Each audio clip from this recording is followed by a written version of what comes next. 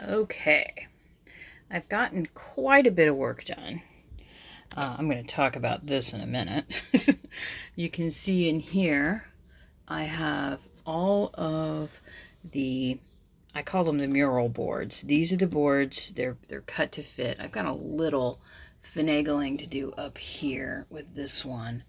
I think I need to trim just about 2 more millimeters off one side. But it's ready to go, which means I can go ahead. I've got the paper ready. I can go ahead and paint that stuff. Down here, I had originally wanted to put, this is a piece of cardboard that I've gotten veneered. I think you can kind of see that. I originally wanted to put 1, 2, 3, 4, 5 in here, but I don't have quite enough room. So I'm going with the other plan, which is 1 in the bottom, which will have that batting on it, and 2 on the sides and 1 on the top, which will probably be felt or something equivalent. And I'm going to put some paper down here, some paper here to kind of cover that up, because you can see if I push this in, you can see where that pops through. So if I pop the shelf in, you can see where you can still see that. Now, yesterday, I went through and I papered the outside, so it's gotten to dry overnight. It actually went really well. It was pretty easy. Here is the back.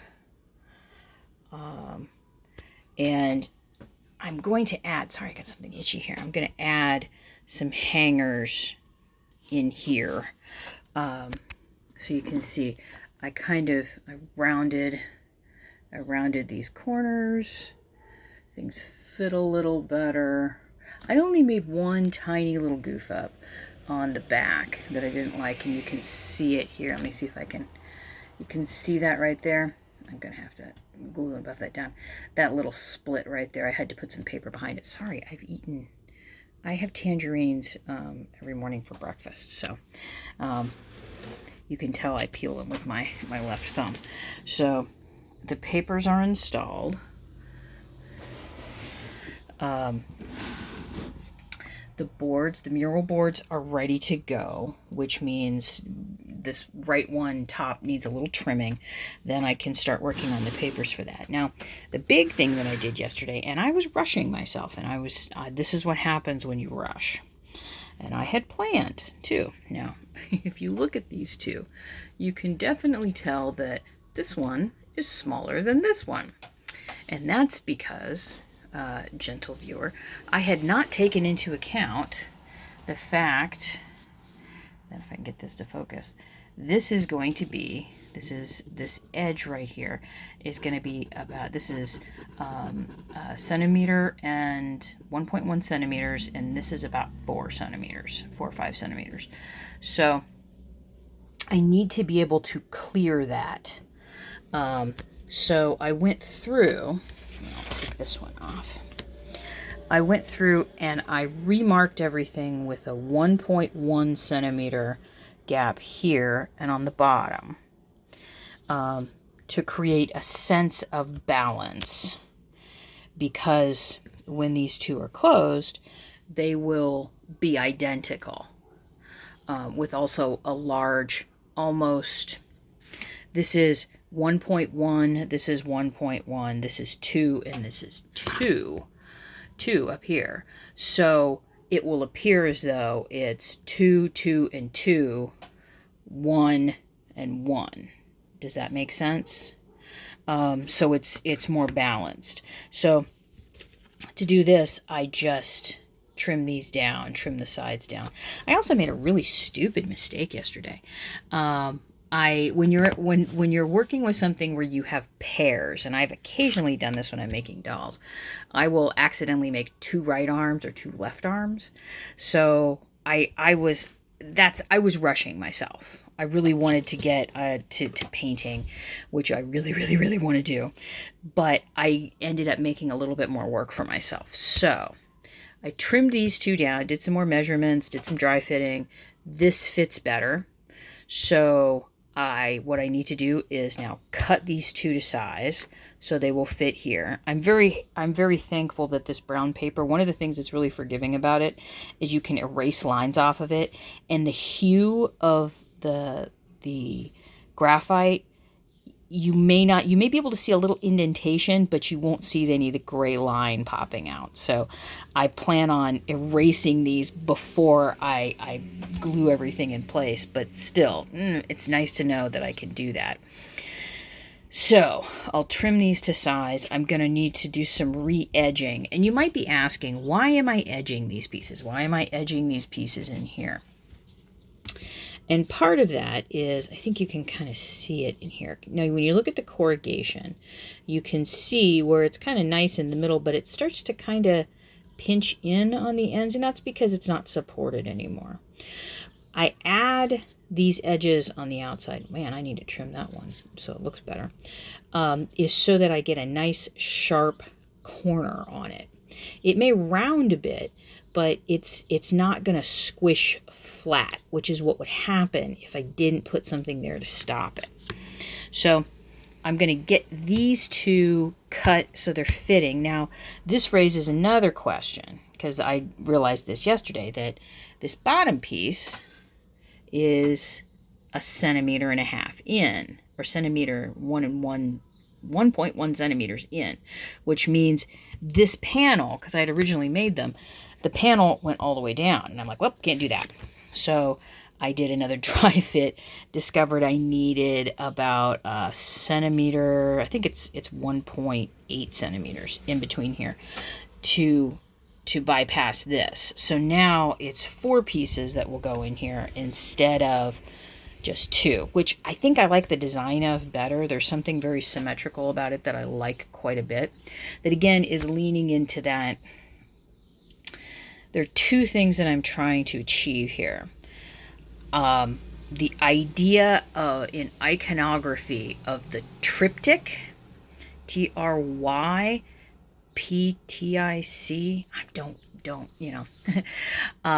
with this being up here. So when it's opened, I have panel, panel, panel.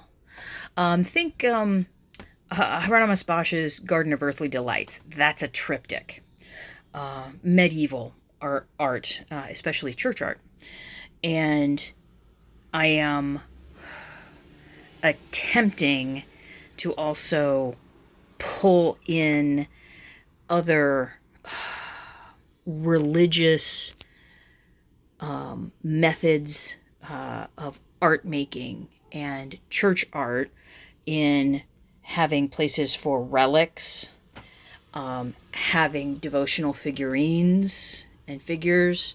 I'm looking predominantly at the Catholic Church for that. I may not be a Catholic, but there are elements of the creation of the art that I'm trying to put together here for myself. Does that make sense? I hope it does. So I like this shape a lot. It's this form, I guess I should say. I've also, believe it or not, I couldn't help myself. I started, I had some time yesterday while I was waiting for some things to dry. So I did some cutting, did a little research, and have figured out that I need to build, I'm going to be building a jig. I need a pattern, and a pattern for both leaves of each of the hinges, and then I'm going to build a jig. And if you don't know what a jig is just something that I need to bend things in a very specific way, or need to form them in a specific way. So that means that everything will be as close to the same as I can make it. And in doing some research on how to get, because aluminum is strong, but also not strong. In these, knowing how slim this is, how thin the can is, I needed to figure out how I'm going to create this middle barrel piece so that the pieces of metal that are for the knuckle stay in place. And after doing a little poking around, I've got metal glues. But knowing that this is going to be a piece that is actively moving at times, I need to make sure that these pieces stay in place. And it turns out I already have, believe it or not, it was the 3M website, was talking about glues that are more like a double-sided tape. And I had purchased for another piece, again, I was working with metal, and I bought it and it worked. So I'm going to be doing that for each of these. So I'm also going to have to kind of figure out what the patterning is going to be for that as well. So there's a part of me that's like, I really want to paint. I really want to make hinges because I like figuring out things and how can I make this thing do the thing that I want it to do.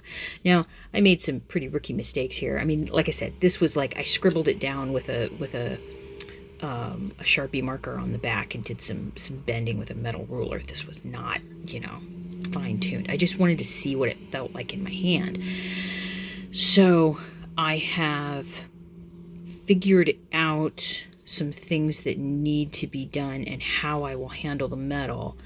And in addition, when you look at this hinge, you can see, let me put it here, you can see this little tiny piece here and this little tiny piece here. If you ever look at the hinges that you've got around you, in the barrel hinge, it's usual, there are times where it's 4, there are times where it's 5. Usually on doors it's bigger. This is smaller, so I'm probably going to use 3, which means I'll have 2 on the outside and 1 in the middle, or 4, but they'll be pushed to the edge. So this little fold down piece here won't be there.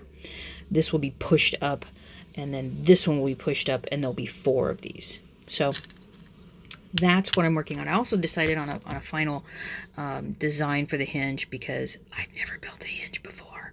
So I'm going to go with something much simpler for a strap hinge, which is instead of this being here, it'd be more of a tapered triangular kind of thing that's probably going to come to a point, I think, which means everything's straight lines except for curling this. So I've already talked your ear off. Let's get a look outside. Everything looks pretty nice today. My little plants are doing well. I'm running through the glue like nobody's business, and I really want to paint. So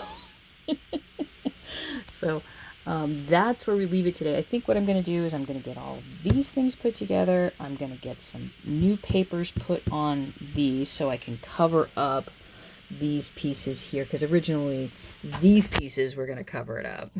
So I'm going to need to do some paper stuff and put those on top, which shouldn't take very long. And then I'll put those under some weights, and then I can start thinking about painting. So yeah, this video is way too long. And I'll see you in the next one.